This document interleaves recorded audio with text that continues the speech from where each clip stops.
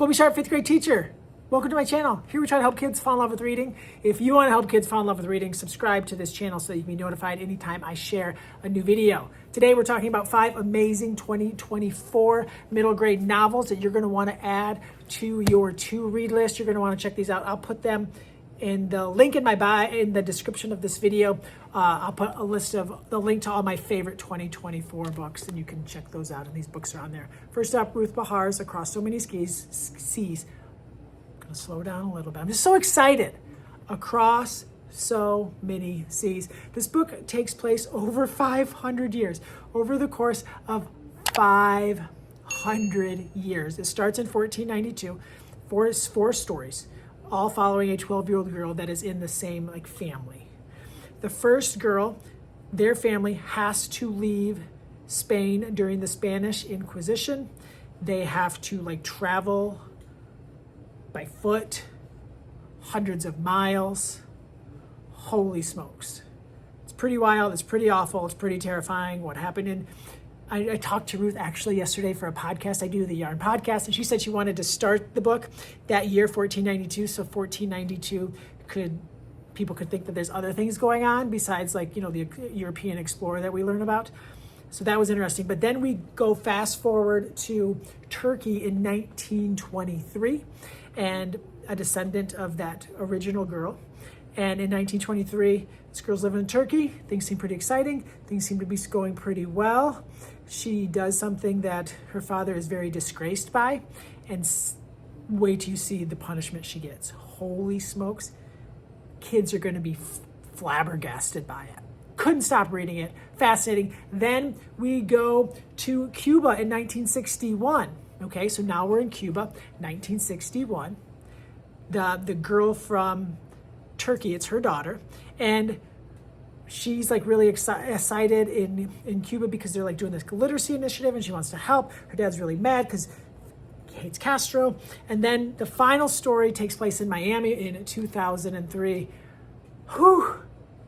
I won't talk. I shouldn't be talking about one book so much, but I just talked to Ruth on the phone, so I'm just really excited about this book, and I want you to read it. So check it out. It's told in 4 parts. Phenomenal middle grade novel. Holy smokes. Next up, we have Unstuck, which you really need to read. It's by Barbara D.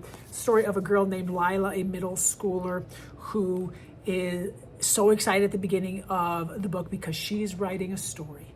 It's this creative writing assignment, and she's going to write this next great, awesome book. She's so excited. She had the perfect beginning. She could not be more excited to write this. There's a local writing contest that she's going to enter, and she wants to win. Her sister had success in this writing contest, and now her sister's a senior in high school, and she is determined to have success and become this writer. But she's also dealing with some friendship stuff that's going on. Old friends, new friends, losing friends, friends outgrowing, just changing, which is beautifully weaved together. Her sister, who seems has everything going perfectly, everything is going well. She's going to go to all these different colleges, but then she doesn't really want to go to college. And Lila gets kind of caught in the middle between the parents of this whole situation. She gets the worst case of writer's block, and it's causing her so much stress. Whew! Read this book. It's amazing. So good.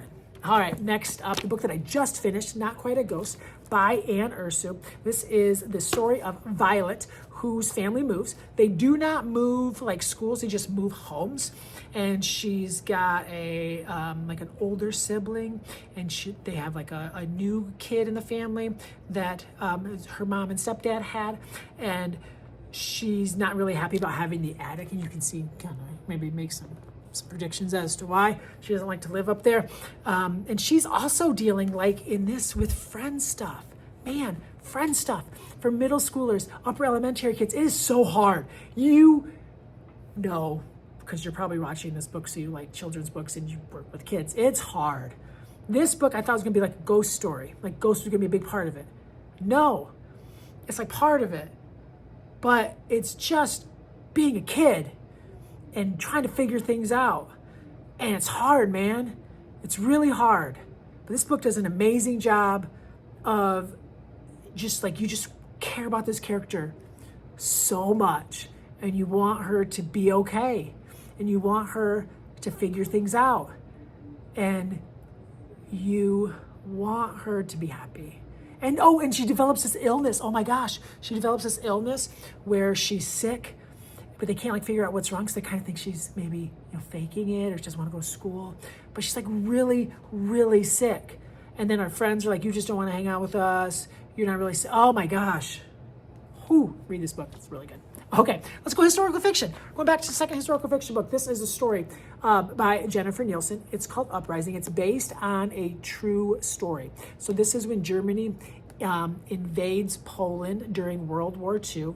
It's based it's kind of like inspired by a girl who was like part of the uprising. But whoa, her family's like, they're living well, doing pretty good in Poland. And then the Germans come in and it's awful. And there's just so many like different stages in what happens, and like going through this voice in this country during World War II. I knew like nothing. Like we're talking about background knowledge. I knew like nothing. I learned so much. And this girl is awesome. Like she is the best. And you are just rooting for her. You don't want her to like die. Like there's so many parts where she could die. Hold on tight. Hold on tight. Like, I feel like you almost have to like put a seatbelt on when you're reading this because it's so intense. Uprising, great middle grade book. And finally, The Mystery of Locked Keys. It's about a girl named Sarah, and she's got this crew, got these friends, and they are super into escape rooms. Like they are all about it. They're like the wizard. They're not the wizards. That makes no sense. But they have like a team. They have a team name.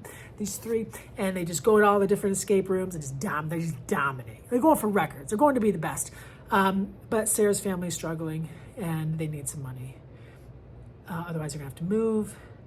And they learned that there was like this fun house decades ago that was like being built, and they thought that there was like a prize involved, but it never got finished. So it's just like this abandoned building, and it's like, it's like overgrown and falling apart. No one's really paying attention, and they don't tell anyone. They decide to go break in and try to get through the mazes and see if they can't get the prize. As you can imagine, probably not the best idea, but boy, does it make for a great story. Check out The Mystery of Locked Rooms. You will love it. Friends, 5 awesome books. I'm confident that you... It's almost a disaster. I'm confident that you can find something awesome in this stack of amazing 2024 middle grade novels. Remember, I'll put a link in the description to the list of awesome 2024 books that I have, and I'll keep adding to that all year. So no matter when you watch this video, check out that link, and you can find some awesome books to add to your to-read list, to-read pile, your to-purchase pile, your classroom library. Thank you so much for tuning in. My name is Colby Sharp. I hope you have an awesome-tastic day.